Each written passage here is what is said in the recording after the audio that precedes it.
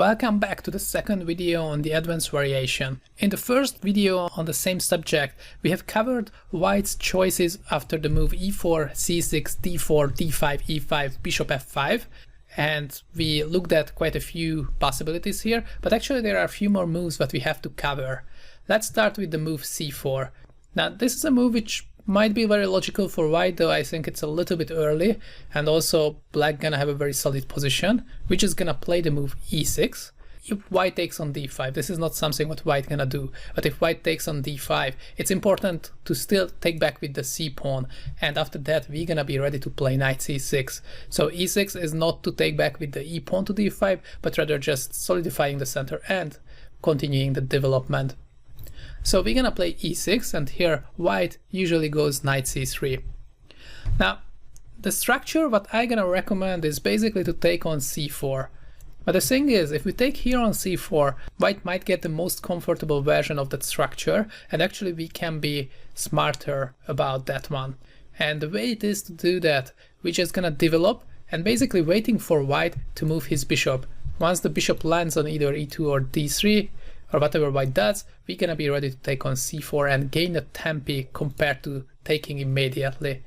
Question is what to do if we are not taking on c4. And it turns out that the bishop on f8 does not have any good squares to be developed. We don't really want to go to e7 because the knight gonna need that square. The knight will be the first one to be developed through e7, and from that it can move forward to g6 or drop back the bishop from f5, and with that actually the knight might end up on f5. That's a very standard idea here. Hence our developing move here, or we could even say a waiting move, of course gonna be the move knight e7. Now here white has lots of choices, but if white plays somewhere with the bishop, we would be ready to take on c4. If white plays the move knight f3, which seems fairly natural, in this case we can develop with knight d7. If white plays bishop e2, for example, these are the positions which we don't have to be afraid of. We're just gonna take on c4, we're gonna see some similar positions later on, and after that probably drop back the bishop to g6, play knight f5, play knight b6, get the bishop out from f8, castle, put some pressure on the d4 pawn, and with some natural play, black will solve all of his problems. So that's why white tries some more direct action, and that could be knight h4 in this position, but that's also something which we don't have to be afraid of. Now already it's a good time to take on c4, because we can claim that white already used up some tempi getting his knight to h4, and also it would be quite hard to come up with other good move for us besides taking that pawn. And on bishop c4 we can gain a tempi with knight b6, and on bishop b3 I like the move h6. Now the idea behind this move is simply just to drop back the bishop to h7, and with that knight h4 would lose all of its purpose. Hence white has to take on f5, and we take back, even though white gained a pair of bishop. On the other hand, there is a weakness on d4. There is a weakness of the d5 square. We have a very natural play by bishop e7, castle, queen d or c7, bring one of the rooks to d8, maybe c5 in a good moment, and we have nothing to worry about. Jumping back to the very beginning, after knight e7, white could try a different move here, and that is, for example, knight ge2. I guess knight d7 could be an option here as well, but actually turns out that in this position, taking on c4 works out perfectly for us. On knight g3, we can play b5. a4 is the only question. We are up a pawn, and if white does not do anything, we are good to go. And turns out that here, concretely, we have no problem whatsoever. We play b4. Now the knight can go to two squares, either to e4 or a2, but none of them gonna work out perfectly for white. If white retreats to a2, the plan to remember is to play b3 and follow it up with bishop c2, and our bishop is surprisingly well placed on c2. And on queen d2, c5 gonna be the way to break up white's center. Nothing new under the sun, this is our standard idea, and once again it works out perfectly, and there is nothing to be worried about. It might look like that we weakened up the a4 e8 diagonal, but actually white is just not in time to capitalize on that. If white takes on c5, our usual reply is knight d7, and we're gonna get back our pawns. Knight ge4 can be answered by knight c6, followed up by knight e5, and black is already doing very well. The other move as mentioned with the knight in this position is knight c4, But the problem with that move is that we can take it and play knight f5, and that's a perfect move for us, not only covering the d6 square, which was a problem one move before, but also we are attacking the pawn on d4, and with that solving all the opening problems that we might have. Now white can defend that pawn with bishop e3, but if we play energetically and follow it up with queen d5, and on knight g3, once again playing the most aggressive move, knight h4, attacking the g2 pawn, and on f3 play or standard break c5, actually black already took over the initiative and white is the one who has to be very careful. Now there is one more move that we have to check out after knight e7, and that is the move a3. On a3 my suggestion is not to let white gain space on the queen side, but take on c4, and we will claim that the move a3 is not that useful for white. Now probably bishop c4 gonna be played.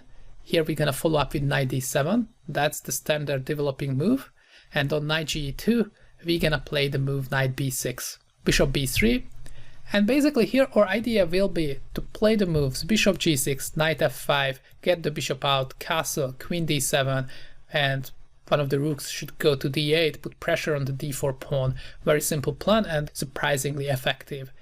But the best way to achieve that is probably to start the whole thing with queen d7. Reason being that if we start with bishop g6, we are giving one extra option for white, and that is to play the move h4. It could be possible to play h6 or h5 as usual in this position, but if we start off with queen d7 in this position, that's a bit more smart because here h4 is not really meaningful, and if white castles, which is pretty much his only normal choice in this position, and we choose to play bishop g6, we manage to get rid of white's h4 idea. We don't have to deal with that at all. We don't have to solve any extra problems for ourselves. Now there are two directions where white can go from here on. There is bishop g5 here, and after h6 there was one game between Caro-Kann and Caro-Kann. He continued with bishop e3, and after knight f5, knight f4, we are ready to drop back the bishop to h7, so the h6 move is actually very useful for us. And on queen h5, now the e6 pawn is hanging, and in the game I'm not sure how that continued, but the idea to keep in mind is that we can even castle to the long side.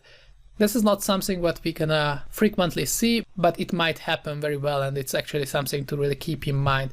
Idea will be to play g5, bishop g6 and start an attack on the king side, and that's gonna be surprisingly strong. So after bishop g6, Caro-Kann's bishop g5 is not such a great move because h6, which he kind of provoked, is helping us. It's a move that we are happy to make anyways. Knight f4 seems to be more logical. And here after knight f5, bishop e3, bishop e7, queen d2, castle, rook a d1, knight d5 is one way to go. There was one correspondence game to this position. I believe black's position is very solid. There is no weaknesses at all. We have an easy play. If white takes on d5, we can always take back with the c pawn and transfer rooks to the c file and probably double up there. If white does not take there, we're gonna always have some options to transfer the rook to d8 and put pressure on the d pawn. So going back to the very beginning, after bishop f5, we have covered now c4, and just to recap on that, our idea is to take on c4, but we only want to take on c4 and get into the structure once white makes a move which is not that useful for him. Hence we're just gonna play e6, very logical move. If c takes d5, just remember always to take back with the c pawn. And on knight c3, once again we're just gonna wait out white's next move with the clever knight e7. If white plays a3, that is not so useful for him. We are ready to go into that structure, and bishop g6, knight f5, knight d7, knight b6, these are the moves to be remembered. And if knight e2, once again we can take on c4, and in this position b5 works out perfectly for us. And we also looked at the move knight f3 after knight e7, and here we're just gonna make one more waiting move. And on the very next move, once the bishop develops somewhere or white makes a move which is not that useful for him, that's the time to take on c4, and with that easing our task quite a bit. Now going back to the very beginning, after bishop f5, white can try the move knight d2, and this was played in quite a few games and it has a very straightforward plan. As usual we have to go e6, and white's idea is to play the move knight b3, and he's trying to stop our break on c5. Now actually it turns out that the c5 break is going to come anyways. By the way, it would be even possible to play c5 here, because after takes takes, we do have queen a5 check. We are going to get back the piece, but the queen will not be too well placed on c5. It's gonna be hit by bishop e3, and we can do better than that. That's why on knight b3 we're gonna play knight d7. We want to have a piece on c5, and we don't want the queen to end up there, and we don't want it to be chasing around. White usually plays the move knight f3, and here my recommendation gonna be the move a6. Now we could have played c5 right away, but after the exchanges on c5, white would get an extra option of playing bishop b5 check, and that's what I don't want to give him. This is perfectly possible as well, and that's another direction where we could go, and I believe black's position is good here too. But I think it's easier to go a6 first and giving less options to the opponent. Now, either white goes bishop e2, or he could try the move bishop e3. On bishop e3, we need one more preparatory move to get c5 in, and that is rook c8, but after that there is no way for white to stop us from going c5 very comfortably, and with that solving all of our problems. And actually I did play one game to this position where I managed to even getting the upper hand out of the opening. It continued with the following moves. White played the move bishop e2, and as mentioned we're gonna go for c5, d takes c5. And in this line, in this knight d2, knight b3 setup, the most important thing to remember in this structure, surprisingly, we want to take back with the bishop.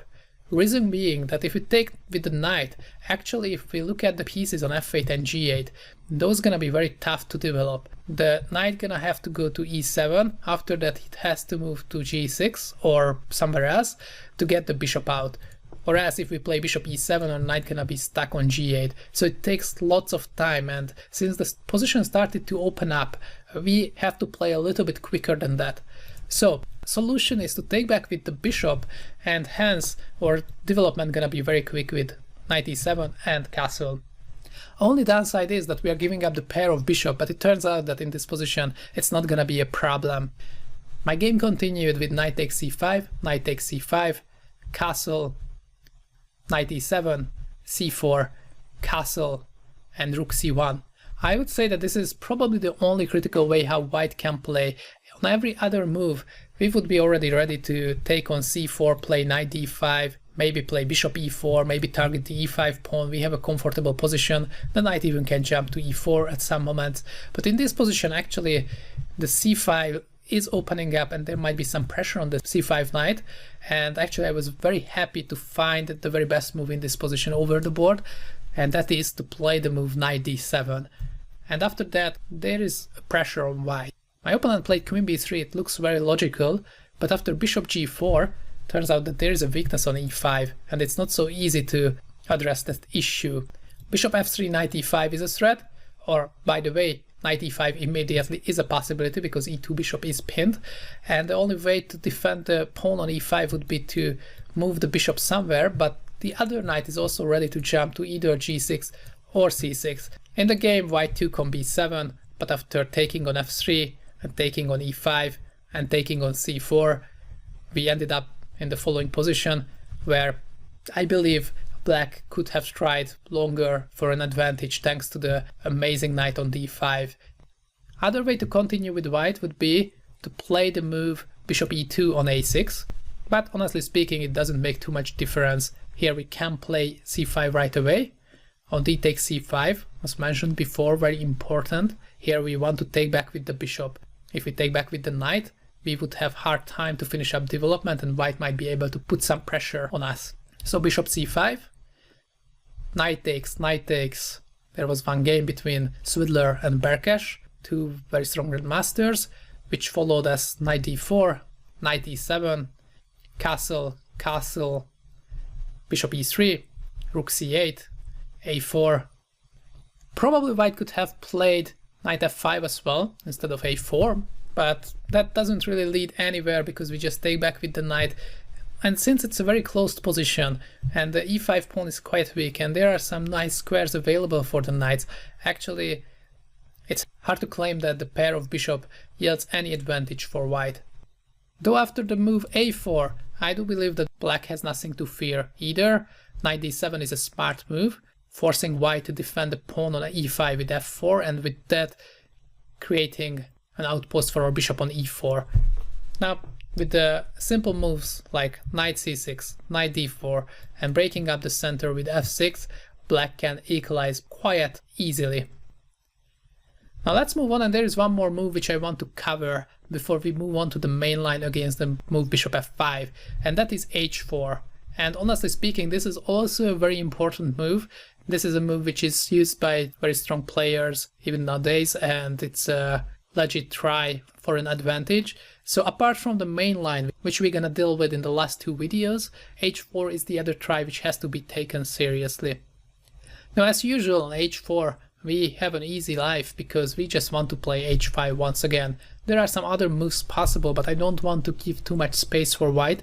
This is the main line, and for a reason. That's what we should do. Now in this position, the main move nowadays is bishop d3. Though statistically speaking, c4 gonna be the first move in the database, I believe, and that used to be the main line. So white has bishop d3 and c4, and there are some other tries as well, but those are not dangerous at all. For example, if white plays the move knight e2, we can play e6, and on knight g3 we can retreat to g6 with the bishop, and we are doing very well already. One idea is to keep in mind that on bishop e2 we don't have to be afraid. This pawn is true that hanging, but we can just go ahead with our usual plan, breaking up white's center with the move c5, and there is no way that white can take on h5. If white takes on h5, not only his center is falling apart, but also he will end up with a weird piece on h5, and also the pawn on h4 behind it cannot be weakened up, so white's position would just be terrible. White should defend his center with c3, but we follow up with knight c6, or standard idea, and on bishop e3 we can put even more pressure on white by playing queen b6. Now b2 pawn is hanging, and on queen b3 the h5 pawn is no longer in danger, and we can even play the move c4. And the very typical idea in this pawn structure is that after queen b6, a b6, it's an important question if white can stop b5, b4 or not. And actually in this position it's impossible, because even if white plays a3, b5, b4 gonna be possible thanks to the pin over the a file. So this is not a direction where white wants to go. White could play the move bishop e2 in this position with the idea of taking on h5, but here we just play e6. We don't care about the h5 pawn, and on bishop h5, once again we can say the following thing which I just mentioned beforehand. White has a weird piece on h5, he has a weak pawn behind it, and also his center is falling apart after c5. Black is definitely better. Knight c6 is coming, and white will have hard time to keep his center alive, and definitely he gonna lose at least the h4 pawn, but probably even more. Other than the moves bishop e2 and knight e2, white could also try the move bishop g5, but once again a theme that we have seen already. Whenever the c1 bishop leaves the defense of the b2 pawn, the move queen b6 generally gains some strength. Now on b3 we do have e6, and once again the e1 a5 diagonal is weakened up, and usually white's idea here is to sacrifice a pawn with bishop d3. But actually this whole line is refuted thanks to the very strong reply what black has here, and that is the move queen d4. Idea is that the f5 bishop is not hanging due to the fact that we can take on e5 with a check and get back our bishop on f5. Black is almost winning. A better direction for white could be to play the move knight f3 in this position, but here we are in time to play queen g4, just simply defend the bishop on f5, and turns out that white does not have enough compensation for the pawn and black is better. On bishop takes f5, we just take back with the queen, and on c4 I believe there are different solutions, but queen e4 check is the strongest, and on bishop e3 queen c4 might be an overkill. We don't need to grab all the pawns, it's safer to go e6 with the idea of bishop b4 check, knight e7, knight f5, really the typical moves, and on cd5 queen d5 is the way to solve all of our problems. Queen c2, knight d7, knight c3, queen a5, lone castle, knight e7 might be an interesting position to look at. It might seem at first glance that white has enough compensation, but actually if we think about the position, black is up a pawn, and also black will have such a good pieces on f5 and d5 that white will have no attack whatsoever, so black is definitely doing very well, black is better here. Going back to the beginning, as mentioned before, the old main line is the move 5c4. Here we're just gonna go e6 as usual, and on knight c3, by the way, bishop g5 is an extra option for white compared to the lines what we have seen with 4c4, but here turns out that surprisingly after the move f6 we are already better. White is overextended, he didn't really do anything, and his center is going to fall apart. Just a neat sequence of moves which could happen. If white takes on f6, we take back with the pawn, and after that we're just gonna castle long very quickly and start an advance in the center. So on bishop f4, knight a6 could be a smart way to go because knight b4 is a threat, and if white defends with a3, we can continue with knight e7 and queen d7, long castle next.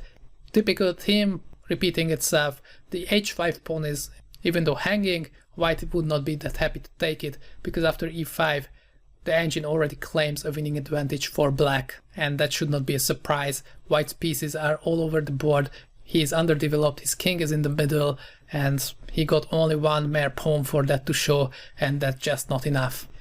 So bishop g5 is not a good move to be played. White much rather should play the trusted knight c3. And in this position my suggestion is just to take on c4 right away. Reason being that knight e7 here, and that's something which I mentioned when we looked at 4c4, knight e2, d takes c4, knight g3, b5 would not be such a great idea here, due to the fact that there is a weakness on the g5 square, and there are some concrete lines where white could take an advantage of that and could achieve a tiny bit better position. So that's why we're gonna just take the bait, we're just gonna take on c4 right away after knight c3, and with that limiting white's options. The good thing about the inclusion of h4, h5 is that we might be able to play bishop e7, knight h6 and trying to put pressure on the h4 pawn, and we ourselves can also utilize the weakness of the g4 square at some moment. So after d takes c4, white gonna take it back for sure, and we're gonna play knight d7 first. Now there are two ways for white to continue, bishop g5 being one of them, but here bishop e7 seems to be a very simple solution for us, and after that we're just gonna take on g5, play knight e7, and with that solve all of our problems. So queen d2 for example, takes, and first queen a5, but knight e7 would have been also good, and on knight f3, knight e7 now, and black achieves a nice position. Now only thing to keep in mind that after such moves like king f1, it might look weird, but castling short does not look any better, castling long looks even worse, so actually the king is not that bad on f1. There is this trick that knight e4 is a threat because the queen would be hanging and white would have an intermediate check on d6, so it's best to not to blunder that, but rather just drop back the queen first and follow it up with long castle, and actually they're gonna be pretty good pressure against the d4 pawn, and also we're gonna have our usual play with knight b6, we're gonna have our usual bishop g6, knight f5 idea, and also we can plant our knight to d5 if we want to. I believe black is very comfortable. White could play another move on knight d7, and that is to play knight g2. But here bishop e7 is a smart move. There are some ideas connected to bishop h4, and that's gonna be annoying for white. So g3 is the main move here. If knight g3, then we would just retreat with the bishop to g6, knight ge4, and here taking on h4 is not possible. Knight d6 check would be a problem, so knight h6 is the good move to go. Even one more move, knight f5 would be a perfect follow-up for us, and if white takes on h6, we can just take it back with the rook.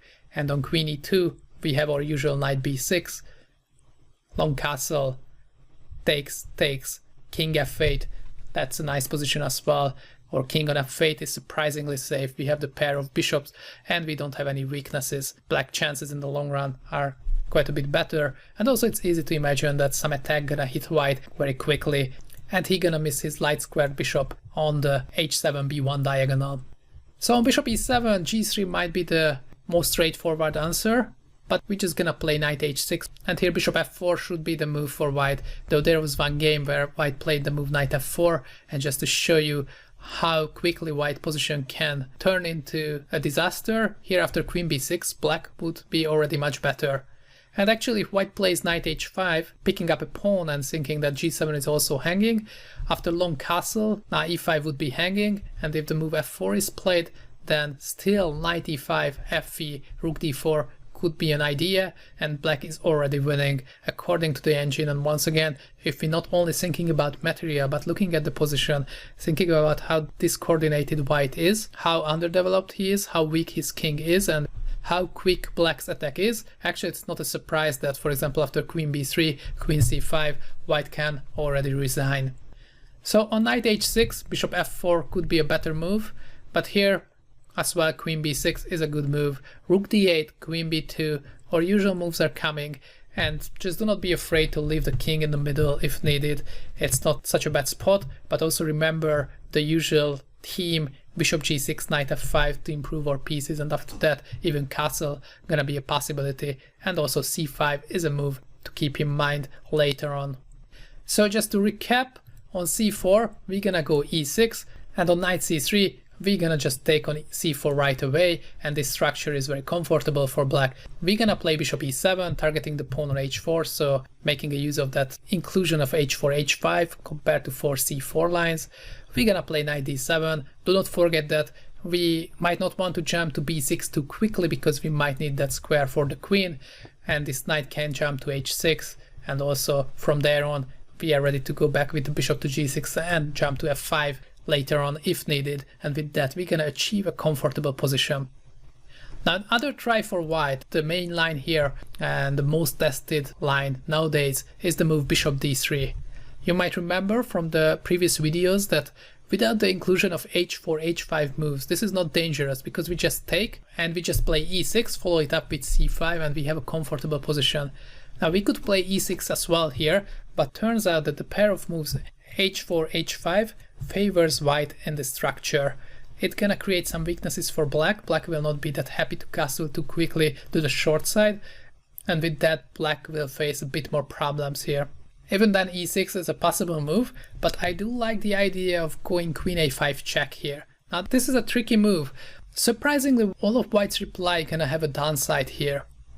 First of all, if white plays bishop d2, we are in time to go queen a6, and just a rule of thumb, almost always the endgame is gonna favor us. We just have such a solid position and all white's initiative gonna disappear.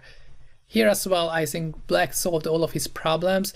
Either we exchange the queens, or if white moves the queens somewhere, actually his only play, which is c4, it's not gonna happen. He's gonna be too slow. It's gonna take so much time to get there. The only idea here for white is to play the move e6.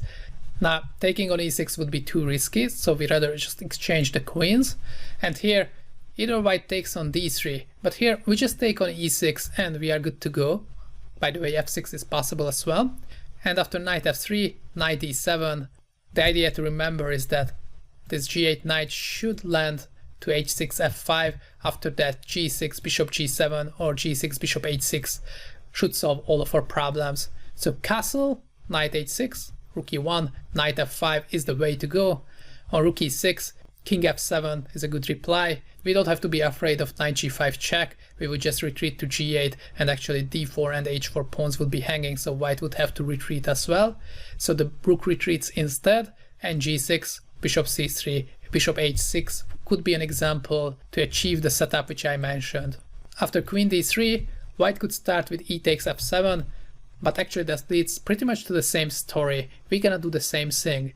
King takes f7, c takes d3, knight d7, knight f3, and once again the knight jumps towards f5, and g6, bishop g7, or as g6, bishop h6 solves all black's problems. On queen a5 check, there is also the reply knight c3, but that has the problem that white is not able to play c4 anymore, which once again would be his main plan, and the knight on c3 is simply misplaced. Now we could play queen a6, but actually in this position we don't even need to do that. We can even start off with e6, not letting white to play e6 himself. And on knight g2 we are ready to play queen a6. That's just a nice move, kicking out the queen from d3 where it stands perfectly. And on queen h3, now we want to play c5, but there is a trickery here. c5 would be a huge mistake, because after that knight d5 followed by queen c8 check if we take back, and we are in a huge trouble here. Hence on queen h3 we're gonna play in a smarter way. We're gonna follow up with knight e7, and on castle, knight f5, and bishop g5, knight d7. We're just gonna make some preparatory moves, and whenever we are ready, eventually we're gonna play c5, but on a4 first, even exchanging the bishops with bishop e7 as the safest option. Just a side note, if white takes on e7, obviously knight e7 is a good move, but even king e7 is a perfect solution because our king gonna be very safe in the middle and there is nothing to fear. The main move on queen a5 is knight d2, but actually here as well we can see that we achieved something. The knight on d2 is not perfect because it closes in the c1 bishop. Here we continue with e6, we don't want to be hit by e6 ourselves, and white has two different directions to go. Knight f3 is the best move. On knight e2 we could play some different moves, but here queen a6 is perfect as well. I think white is not placed well enough here, and we can just develop our pieces naturally and we gonna have an amazing position. For example, after c4 we're gonna get our knight out to e7, and b3, knight d7, or typical moves are coming to life once again. And on castle, knight f5, we could have played this in a different move order. For example, knight f5 before knight d7 would have been also an option for us. Here h4 is hanging, so g3, bishop e7 looks logical, and just few ideas to mention.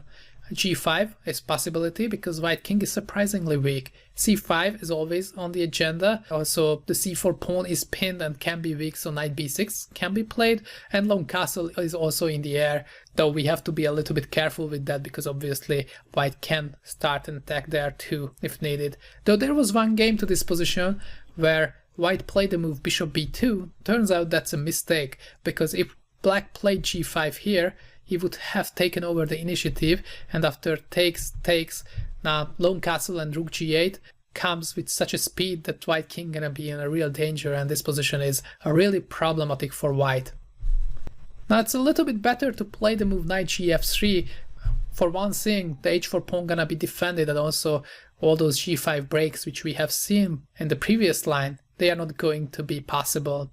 Here I would just continue with quickly transferring the knight to f5, knight h6 or knight e7, followed by knight f5, and on c4 bishop e7 is a good way to go. h4 is hanging, so g3, and here we can castle. Black's position is not only solid but surprisingly dangerous as well. Let's just look at two possibilities here. If white plays the move rook d1, we can play rook d8. Already there might be some problems along the d file. On queen b3 we play knight a6, c5 is a threat, and actually if white takes on b7, white is already losing because after rook a b8, queen c6, knight b4, we are trapping white's queen. If white plays the move b3 here, which actually happened in one game, here once again we go rook d8, and turns out that white is starting to be in a trouble. Now probably c5 is the best bet, but after b6 we have our usual breaks. On takes, we take back and c5 comes next, knight c6 right after that. Black is doing great. In the game itself on rook d8, white played the move bishop b2, but after c5, white's position started to fall apart. Queen e2 was played, and with some logical exchanges black managed to get the upper hand. He took on d4, exchanged one pair of pieces there, knight c6 came with a tempi, and on bishop b2 he just played d4. Now e5 pawn is hanging, and on knight f3 he continued with d3, queen e4, rook d7, doubling up on the d file and having that very strong passed pawn on d3, which really cripples white, give black a sizable advantage here. So summarizing this line, this is the starting position after h4, h5. Here white has two directions to go. c4 is not dangerous because we can eventually just take it after the move e6. That structure seems comfortable for black. Or else white can try the move bishop d3, but here we take on d3 and queen a5 is our smart move, and asking white how is he reacting. Is he gonna play bishop d2, which lets us go queen a6, and either we exchange the queens or we're gonna achieve a comfortable position with e6, knight e7, knight f5, and he does not have time to play c4, which would be the only move which we are really afraid of. Is he going to play knight c3? That doesn't really achieve anything, there is no more c4, we are in time to go even e6, and with that just follow up with the usual moves, queen a6, knight e7, knight f5, and we are good to go. Or as knight d2, but then it's obvious that we achieved something with queen a5 check. The bishop on c1 is locked in, and here we continue with e6, and after that we want to transfer the knight to f5 and we have a comfortable position. Probably the last detail to keep in mind that on knight f3, probably it's tiny bit better to keep the queen on a5 and not to play queen a6, while on knight e2 we can even go queen a6. There is only one thing left, and that is the main line, that is the setup with knight f3, bishop e2 against bishop f5, and in the next two videos we're gonna deal with that line.